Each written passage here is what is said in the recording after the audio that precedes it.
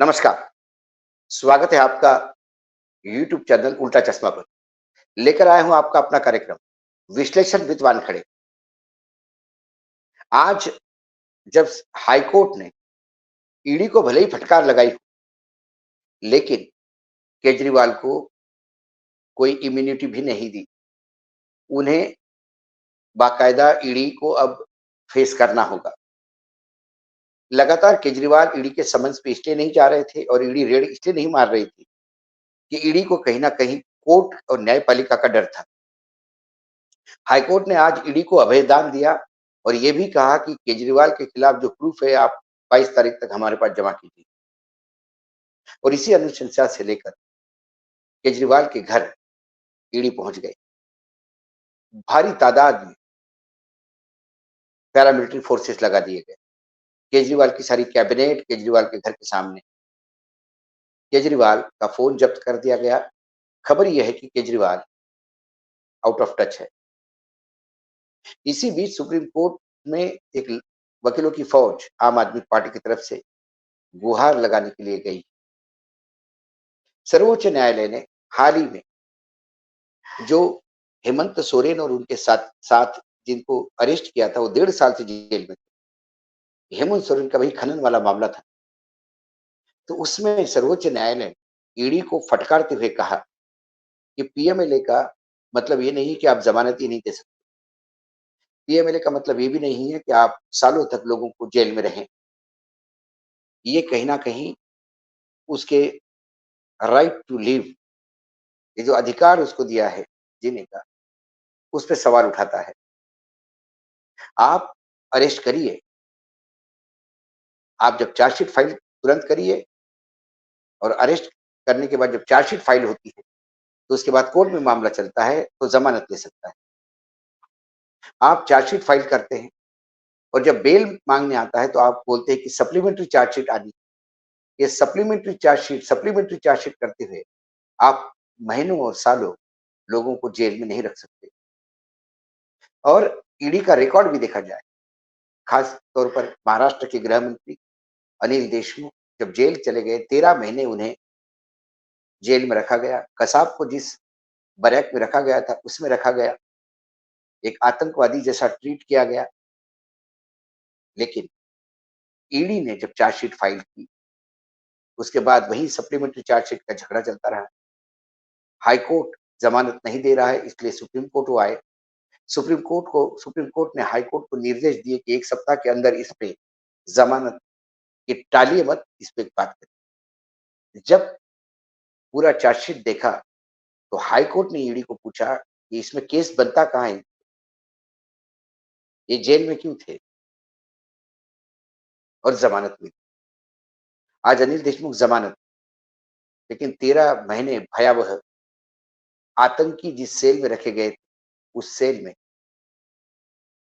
कई बार आत्महत्या करने का विचार तक उनके मन में आया। ऐसे परिस्थिति में उन्हें ये सजा क्यों भुगतनी पड़ी? तब लगातार सत्ता पक्ष और भाजपाई 100 करोड़ का घोटाला, 100 करोड़ की वसूली करते थे और जिसने वसूली के आरोप लगाए थे, उसने कहा कि मेरे पास कोई प्रूफ नहीं है। लोगों की सुनी-सुनाई बातों पे मैंने ये कहा। जो अधिकारी एक मंत्री का करियर बर्बाद करता है, पॉलिटिकल करियर बर्बाद करता है, उसको जेल करवाता है, उसकी बदनामी करवाता है, वो अभी भी पद पे बैठा हुआ है। और जिस मंत्री ने कोई गलत काम नहीं किया, वो जबरदस्ती जेल जाके आया है। यदि हम केजरीवाल का मामला देखें, तो केजरीवाल के मामले में है क्या?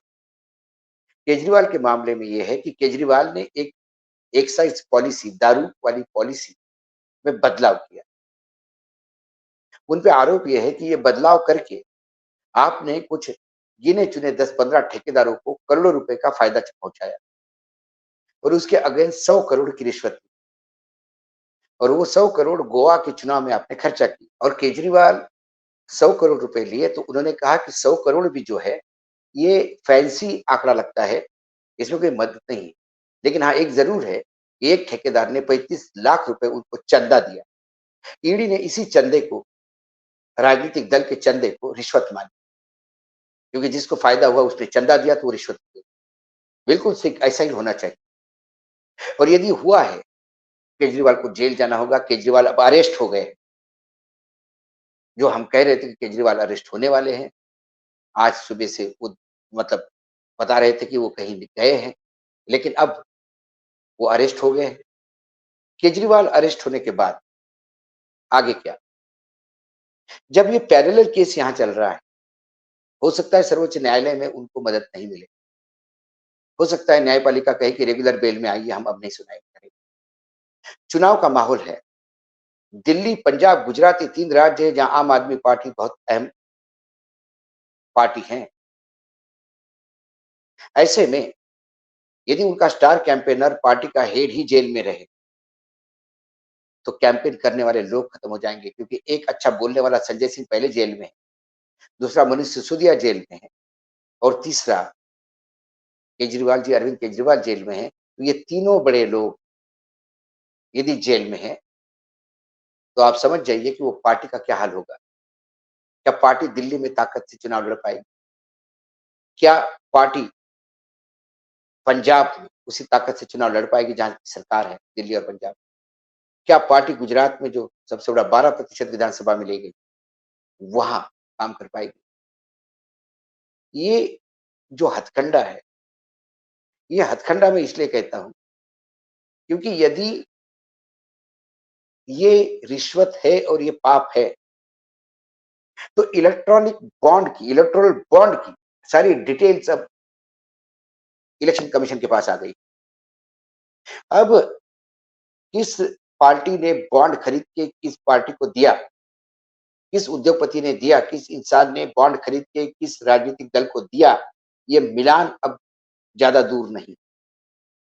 यदि किसी पे इनकम टैक्स की रेड हुई और उसने चंदा दिया और बाद में मामला रफा-दफा हुआ, तो क्या ये सत्ता पक्ष को रिश्वत नहीं है? जैसे 35 लाख का चेक, क्योंकि 35 लाख के चेक में लेने वाला और देने वाला दोनों आमने-सामने।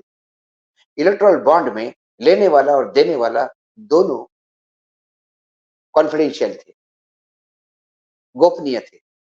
ये गोपनीयता भंग हो गई। अब सभी राजनीतिक दल हमाम में नंगे हो गए। अब देखना है कि ईडी किन-किन राजनीतिक दलों को उठाती है। एक मामला महाराष्ट्र का मैंने कल भी ज़िक्र किया था कि भिवंडी के म्युनिसिपल कॉर्पोरेशन ने 285 करोड़ रुपए एक कंपनी के बन माफ किए प्रॉपर्टी टैक्स,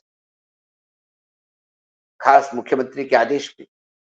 उसके बाद 185 करोड़ के 285 करोड़ माफ किए, तो 185 करोड़ के बॉन्ड खरीद के यदि उसी कंपनी ने उसी राजनीतिक दल को दिए, तो फिर ये रिश्वत नहीं है क्या?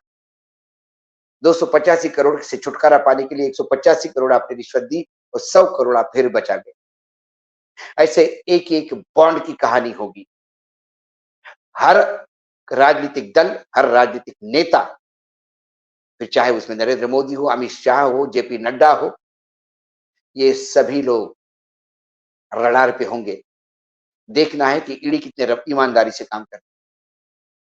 और यदि ईडी सब्जेक्टिव होती है, तो फिर यह बात मानिए कि भाजपा लोकसभा चुनाव से इतनी डरी हुई है कि अब उस केजरीवाल को भी अंदर करना चाहती है। जो-जो उनके लिए भारी पड़ता है, उसे वो जेल करना चाहती है। याद करिए आपातकाल। आपातकाल में बहुत सारे जेल में थे लोग, लेकिन चुनाव आने के बाद, चुनाव अनाउंस होने के बाद सारे लोग जेल से छूट गए। कहीं न कहीं चुनाव आयोग को ये भी देखना होगा कि आचार संहिता लागू होने के बाद इस एजेंसियों का प्रकोप रोकना होगा, क्योंकि चुनाव आयोग यदि आँख मूंदे बैठ गई, तो फिर विपक्ष के सारे नेता जेल होंगे और भारतीय जनता पार्टी कहेगी कि हमारे पास कुछ है ही नहीं। कांग्रेस पार्टी के अकाउंट फ्रीज करके उनके पैसे के लिए मोहताज किया, चुनाव लड़ने के लिए डिफिकल्ट कर दिया और आज बीजेपी के प्रवक्ता चौड़े होकर करते हैं कि कांग्रेस ने देश को लूटा ही है। फिर कांग्रेस ने यदि देश को लूटा है और ये आरोप आप लगा रहे हैं, तो फिर 10 साल में कांग्रेस जेल में क्यों नहीं, कांग्रेस के सारे लोग? सवाल ये है। भ्रष्टाचार के खिलाफ लड़ाई है, मैं भ्रष्टाचार ना खाऊंगा ना खाने दूंगा, इसलिए केजरीवाल को और हेमंत सोरेन को जेल जाना होगा। तो फिर हेमंत बिस्व शर्मा, अजित पवार, नारायण राणे, छगन भुजबल, ऐसी लंबी लिस्ट है। वो आपके गोद में बैठ के मंत्री पद कैसे भोग रहे हैं? उन्हें भ्रष्ट और किसी ने नहीं, आप ही के नेताओं ने कहा था। उन्हें भ्रष्ट प्रधानमंत्री ने स्वयं कहा था। इन भ्रष्टाचारियों के सेनानी को अपने फौज में शामिल कर मंत्री पद बांटने का पाप भी यदि किया है और ईडी का प्रकोप उनके पीछे बंद हो गया है, तो ईडी बताए कि क्या